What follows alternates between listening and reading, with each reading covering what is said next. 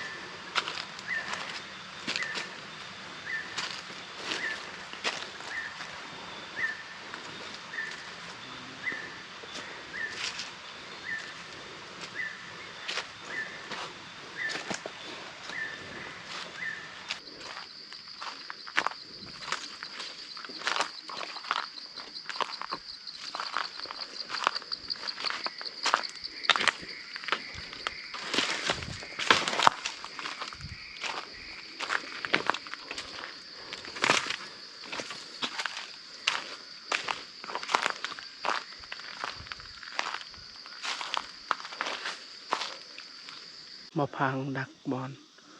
กกมักเดือมื้อเช้านี้นะมื้อนี้มักเดือบ่ทันสุกคักเพราะว่าสุกอยู่แต่สุกบ่หลายนะว่าสิไปต่อก็บ่มีวันไปตอนนี้เริ่มค่ำแล้วมีบ่อนดักเฮาก็เลยสิดักแถวนี้จังน้อยก็สิการลงบ่อนที่พักนี่นะจังได๋ก็ถ้าติดตามดีกว่าก็ฮอกสิเข้าหรือบ่นะตอนนี้ 6:00 นเสียงอึ้งตอนมาพังไปดักนะตอนมักเดือสุกนี่เท่านี้แล้วก็ของขึ้นมานี่เท่านี้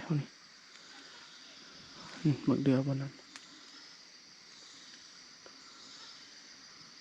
ถ้าการอีเห็นนะอย่างอีเห็นเขา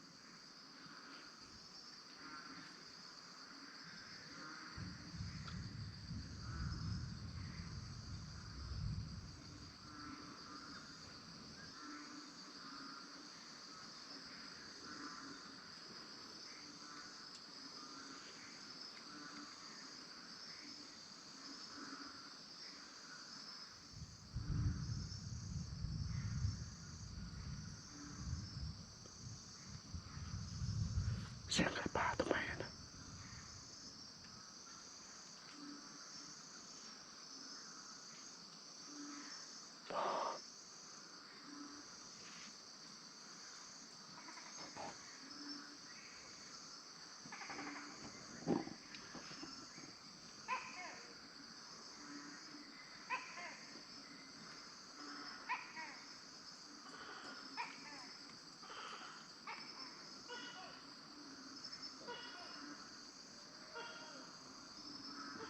ถึงมาเอาอ่อนไปนะขออยู่ลงนะ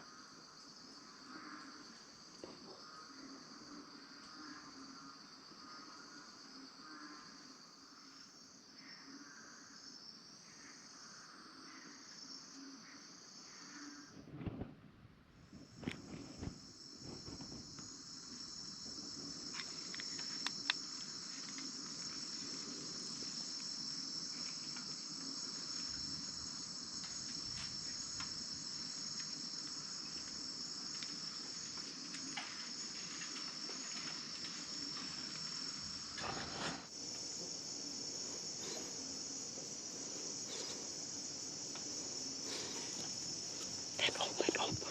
บ่นี่เห็นองนะเห็นองนะบ่นี่นะ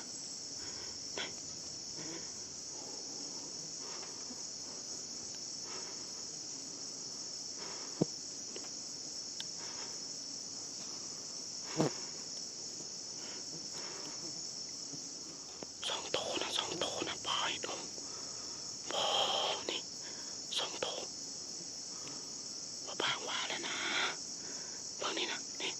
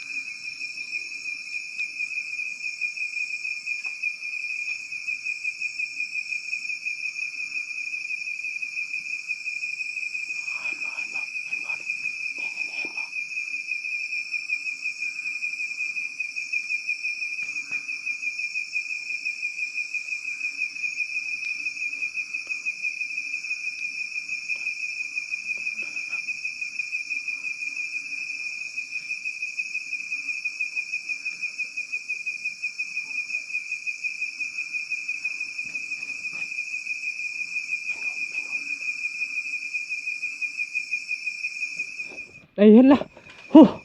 อ้นี่นะป่าวเฮ้ยถึงแล้วโอ้ถึงมือนะนี่มันตายแล้วนี่มึงนะป่าเลือดเต็มเลยเฮ้ยโอ้มันขึ้นมาได้แล้วนี่โอ้มันดูแล้ว2 ตัวนะตัวนึงจับไปใส่แล้วนี่ป่าเลือดออกเต็มเลยนี่นะพุ่นยังมาตกน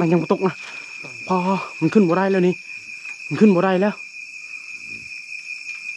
ยัดปืนก่อนมันขึ้นมาได้2 ตัวนี่ยิงหมดแตกซ้ำมาแล้ว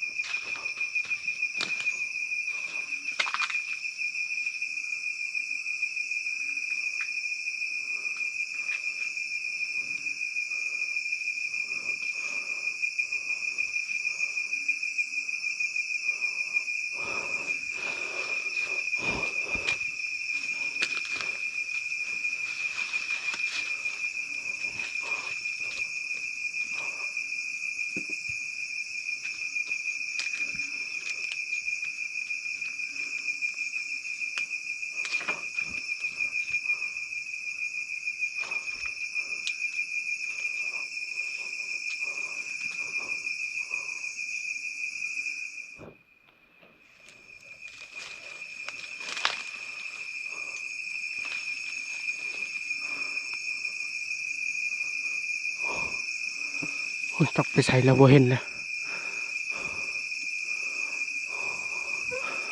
โอ้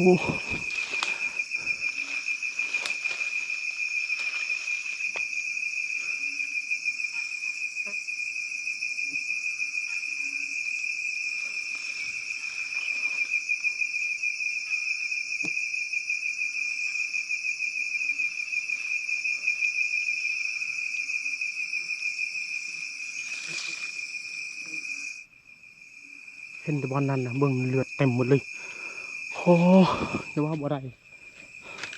ยิ่งทึกอะไรจะบ่ได้นะโอ้จักไปตายอยู่ใส่เด้เสียดายเลยโดนนายยัดปืนโอ้แล้วมันตกแล้วโอ้นี่อ๋อนี่เรียบร้อยเรียบร้อยโอ้ยสิตายแล้วนี่เห็นบอกพ่อแม่พี่น้องไผ่เห็ดพันบาทนี่ตุ้มไก่เงี้ยลิเห็นอมนะ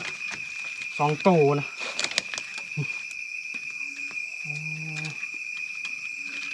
โอ้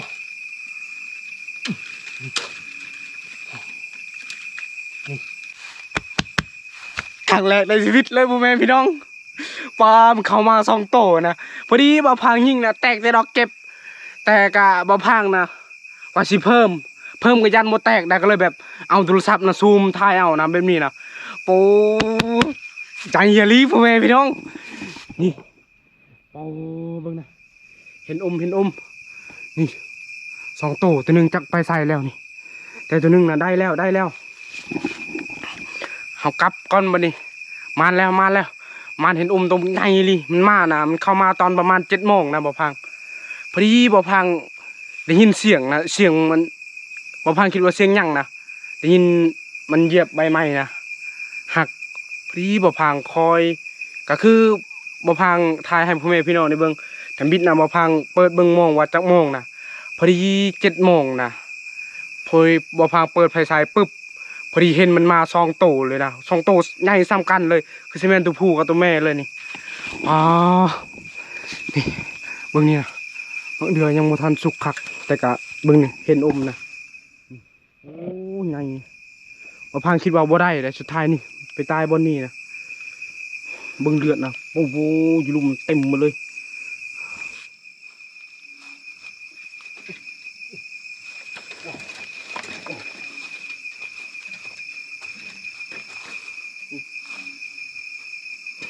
เบิ่งหางก็ฮู้ว่ายายทำใดนี่เบิ่งเอานี่กลับก่อนเอาสิการลงเลยนะเสียดายยังตัวหนึ่งนะเบิ่งน่ะเลือดนะจะเบิ่งนี่เบิ่งเลือดนี่บอลถึกทำบิดนะปอ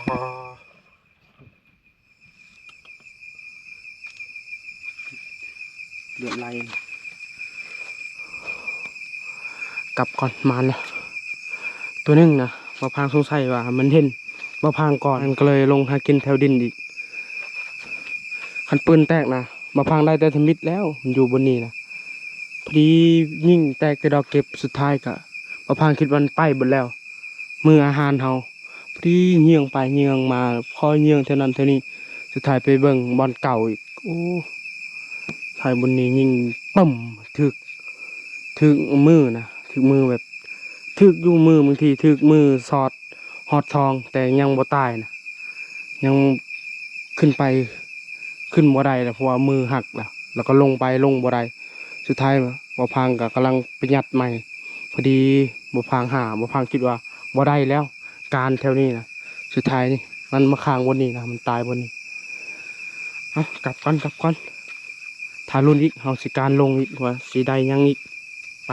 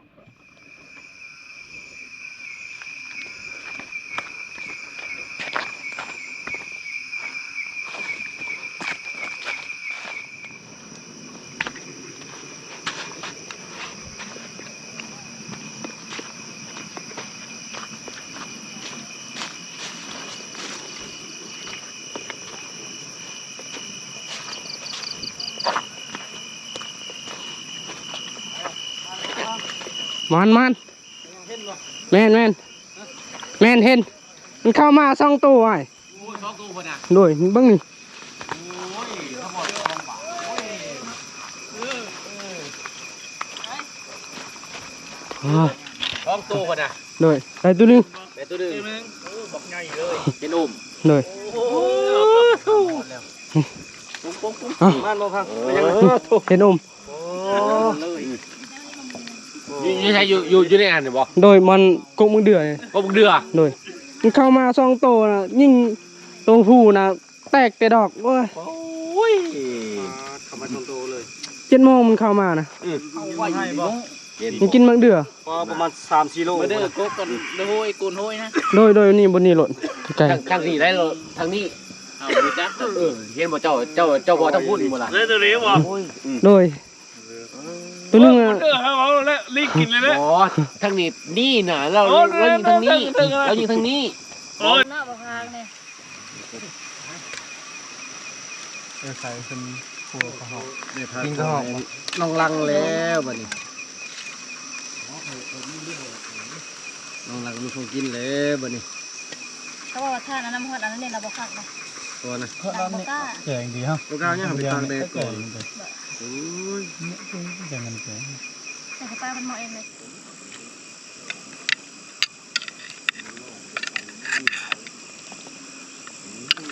คนก็งามเฮ็ดกินก็แซ่บบ่แม่นบ่ยันหมดจะใส่ละลายรสเกลือใส่กับอันหมดชมเราพังใช้ตอนนั้นเนาะแกมปรากฏในสมหมดชมมีปีงพร้อมฟ้าเต็มหม้อเลยพดบ่โหด5ตัวบ่กว่าบ่ครับมันกว่าแล้วจะตับ6ตัวมี50 40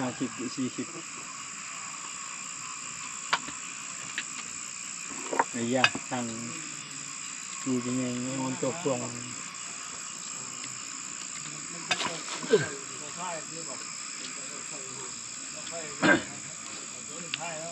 เรียบร้อยแล้วแกงป่าปิ้งกระหอบแกงกระดูกกระหอกมอนสาวหม้อขี้หม้อเลยนะมาคุณแม่พี่น้องมาเด้อกินข้าวน้ำกันงานเราก็ครบเรียบร้อยแล้วไปรัดบ่ไ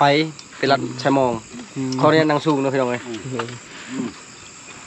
อ้าวแม่นี่โอ้ลมเขาไว้เด้อลมเด้อกินไว้นั่งโอ้ไอเดือนบ่หายที่2-3 มื้อนี่นั่งกับผู้สาวติดตลอดเลยได้นั่งจะหน่อยยันเป็ดชินโอ้ส่งยาเป็ดชินในบุรีชินเขาเนี่ยเนาะเราเอิ้นชิ้นอาหารกะลายอะไรนี่ใช่เอิ้นปลาส่งไหมปลาส่งกระสินด้วยกันเนี่ยกระดังกินข้าวไปนำหัวไปนำนะมีความสุขแบบนี้แหละอยู่ป่ามีความสุขป่ะโอ้ขอจะกลับบ้านนี่หาซื้อบ่ได้แล้วโอ้ลมบ่เลยยอมมีความสุขก่อน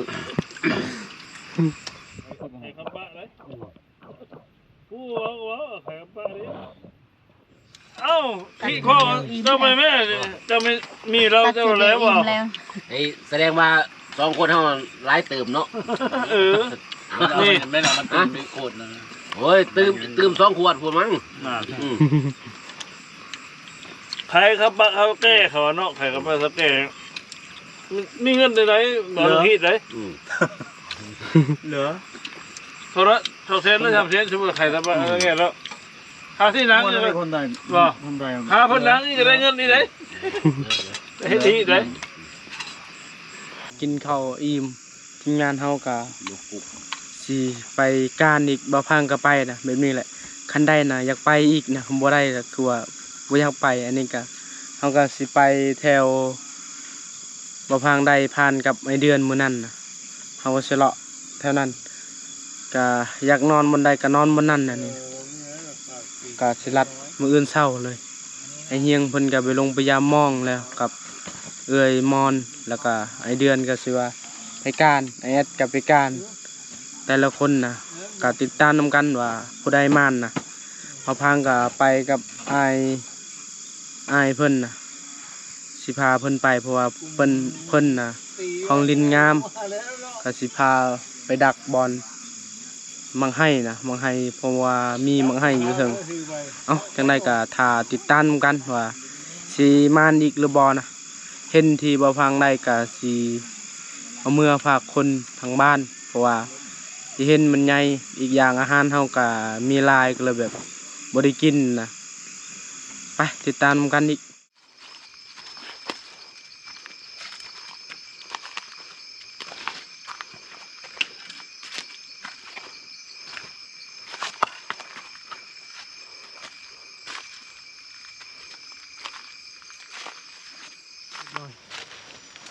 มันบ่ตายได้นี่บางตัวแรก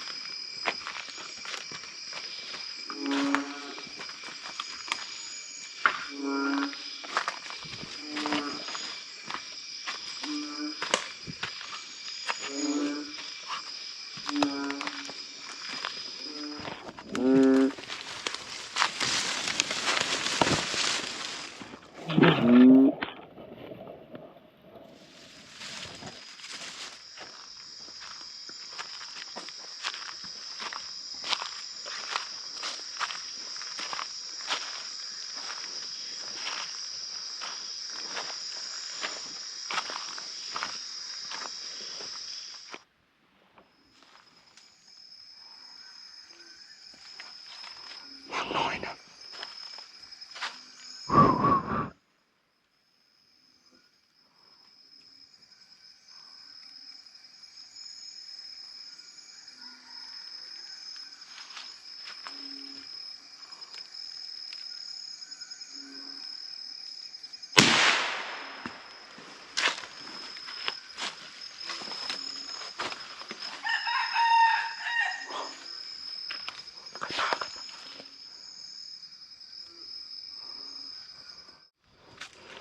ไก่ปลาแล้ว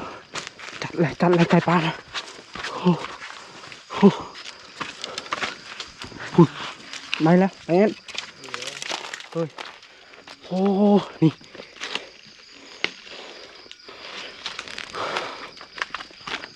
นี่นะนี่ไก่ปลามาพังนะจัดตัวที่2แล้วไก่ปลาพอดีอ้ายเพิ่นยิงบางหน่อยพอดีไก่ปลาบินนะแล้วมันคันพร้อมพอดีจัดไปเลย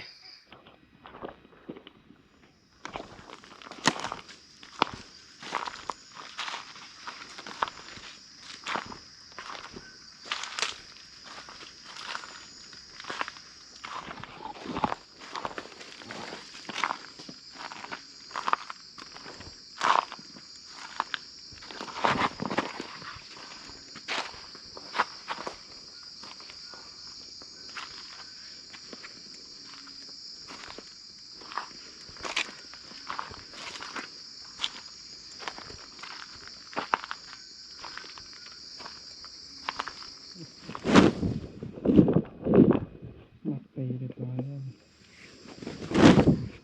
พอดีขึ้นฮอดกุกเมืองไฮแล้วแต่ก็ยังบ่พอ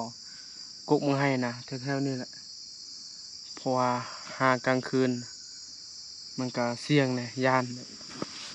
นงูยานหยังนะก็เลยพักผ่อนก่อนมีแต่มื้ออื่นตอนเช้านะจังสิหาบ่อนเฮานอนกับกุกเมืองไฮตามบ่พังสังเกตนะก็บ่ได้ใกล้นะมื้ออื่นก็ตรงพอแน่นอนตอนเฮาไปการเท่านั้นก็พอได้อยู่ได้บางซองแล้วก็ได้ไก่ปลานะ3แบบนี้บ่พังหาก็ครั้งแรกยิงบ่เคยพลาดนะซองเทื่อยิงก็ได้2โตก็คือว่าโอเคอยู่เอ้าสำหรับคลิปนี้ก็สิบ่มีหยังหลายก่อนอื่นก็ต้องขอบใจพ่อแม่พี่น้องที่ติดตามและเข้ามารับชมคลิปหน้าพบกันใหม่ บ๊ายบาย